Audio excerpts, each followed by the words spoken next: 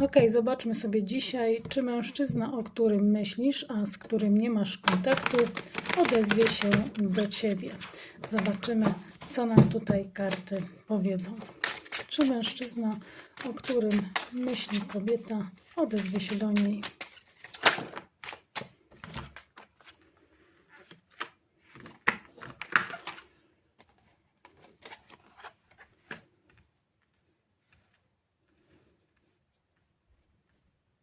Ja bym powiedziała tak, jeżeli jesteś w energii kobiety, która kocha, której zależy, która pokaże, podświadomie bym powiedziała, intuicyjnie przekaże, że jest gotowa na kontakt, to jest szansa, że ten mężczyzna się odezwie. Natomiast jeżeli jesteś w takiej energii, gdzie skupiasz się bardzo na sobie i na swoich osiągnięciach, to mam wrażenie, że ten mężczyzna może bać się wyjść z kontaktem do Ciebie.